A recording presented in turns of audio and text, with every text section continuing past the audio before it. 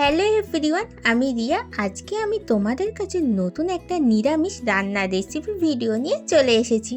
নিরামিষ দিনে আমাদের প্রত্যেকের বাড়িতে প্রায় সয়াবিনের তরকারি হয়ে থাকে, আর এই একঘেয়ে সয়াবিনের তরকারি খেতে কারোরই ভালো লাগে না। তাই একটু সয়াবিনটাকে অন্যভাবে আজকে রান্না করব।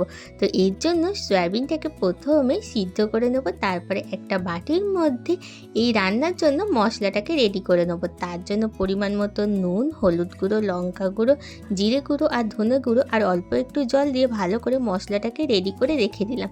এরপরে যে সয়াবিনটাকে সিদ্ধ করে নিয়েছিলাম সেটাকে মিক্সার গ্রাইন্ডারে পেস্ট করে নেব। সয়াবিনটা পেস্ট করা হয়ে যাওয়ার পরে একটা প্লেটের মধ্যে পেস্ট করা সয়াবিনটাকে নিয়ে নেবো, আর তার মধ্যে দিয়ে দেবো স্বাদ মতো নুন, হলুদ গুঁড়ো, লঙ্কা গুঁড়ো, ধনে গুঁড়ো, গরম মশলা আর লঙ্কা কুচি। সব রকম মশলা দিয়ে ভালো করে সয়াবিনের পেস্টটাকে মাখিয়ে নিতে হবে। সব রকম মশলা দিয়ে সয়াবিনটাকে ভালো করে মাখিয়ে নিয়ে 2 চামচ মতো আমি দিয়ে দেবো বেসন। দিয়ে ভালো করে আবারও সয়াবিনের যে পেস্টটা ছিল সেটাকে মাখিয়ে নিয়ে ল্যাংচার মতন শেপ দিয়ে নেবো। তোমরা যেরকম পারো সেই রকম শেপ দিতেই পারো। আর একটা কথা, তোমরা যদি একটু বেশি ঝাল খেতে পছন্দ করো তাহলে লঙ্কা কুচিটা একটু বেশিই দিতে পারো তোমরা।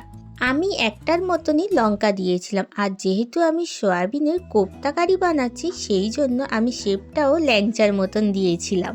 এরপরে কড়ার মধ্যে তেল দিয়ে কোপ্তাগুলোকে ভেজে নিতে হবে, আর আস্তে আস্তে ওল্টাতে হবে যাতে কোপ্তাগুলো যাতে ভেঙে না যায়। আর বেসনের পরিমাণটা একটু বেশিই দেওয়া যেতে পারে যাতে কোপ্তাটা একটু শক্ত মতন মাখা হয়, আর কোপ্তাগুলো ওল্টানোর সময় ভেঙে না যায়।